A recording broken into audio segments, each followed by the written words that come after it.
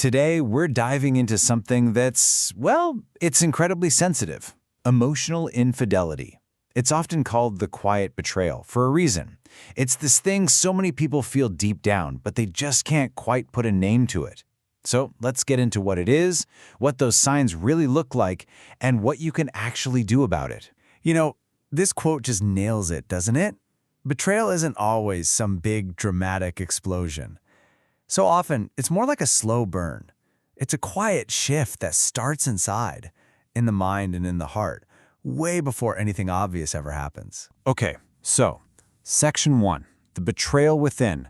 We're going to look at how this all gets started, often in complete silence, right inside the relationship, long before you can even see the cracks forming on the surface. So, what even is emotional infidelity?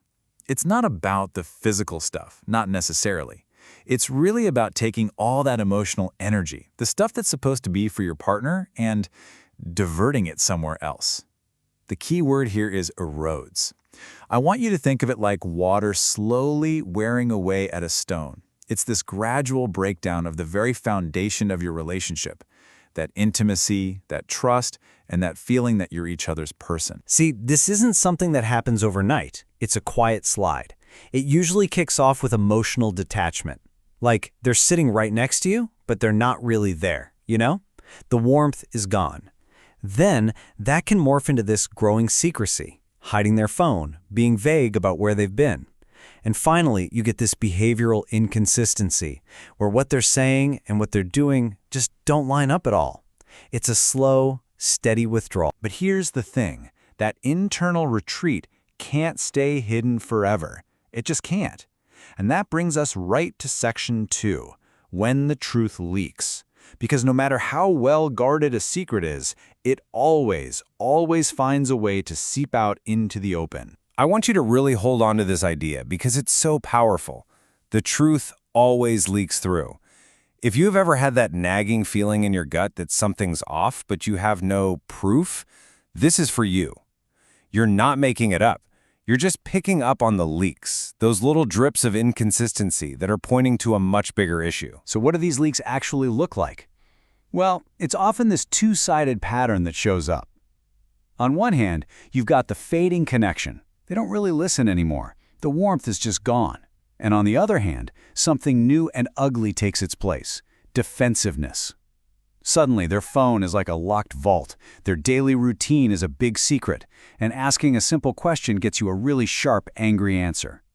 It's a pattern of subtraction and addition. You lose the connection, and you gain all this secrecy. And this leads us into what can be the most mind-bending part of this whole thing. Section 3, masks of deception.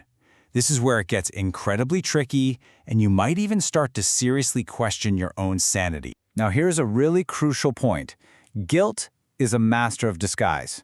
You'd think a guilty person would pull away, right? But sometimes it actually makes them pull closer. You might suddenly get this wave of unexplained kindness, or they're overcompensating with gifts and attention.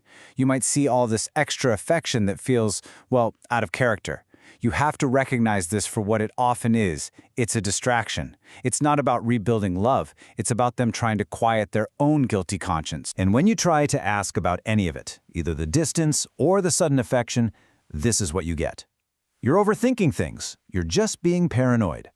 These phrases are weapons. They have one job: to shut you down and flip the blame right back onto you. Let's be crystal clear here. This is not a misunderstanding. It's a tactic. It's a form of manipulation. Some people call it gaslighting, and its whole purpose is to throw up this curtain of confusion, to make you so dizzy and unsure of yourself that you just stop asking questions. Okay, after wading through all of that confusion, we finally arrive at a place of real clarity. Section 4, your intuition is speaking. This is the part where we stop desperately searching for clues outside of ourselves and we start listening to that little voice inside that's been trying to get our attention all along. So let's ask that question. The one that's probably been thrown at you, the one you've probably tortured yourself with 1,000 times. Are you really just being paranoid? And the answer is no. A hard no. Let that just sink in for a second. You are not paranoid. You are not going crazy. Your intuition is simply noticing a pattern that your logical mind, out of fear, out of hope, is desperately trying to ignore. That gut feeling, that's the most honest voice in the room. Trust it. So once you start trusting that inner voice, what's next? That brings us to our final section, choosing peace over promises.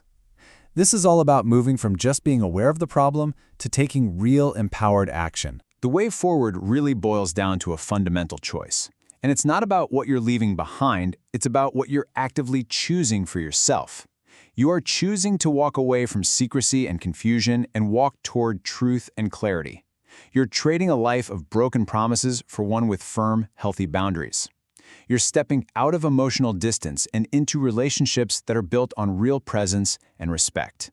That is a powerful act of self-worth. And really, this is what it all comes down to. This is the big takeaway. Real, genuine love cannot grow in the dark. It can't survive in secrecy. It has to have honesty. It has to have presence. That needs to be the standard. So I'll just leave you with this to think about. What does a love that lives in honesty actually look like to you? What does it feel like in your bones? Because figuring that out for yourself, well, that's the first real step to creating it. Thanks for joining me for this explain.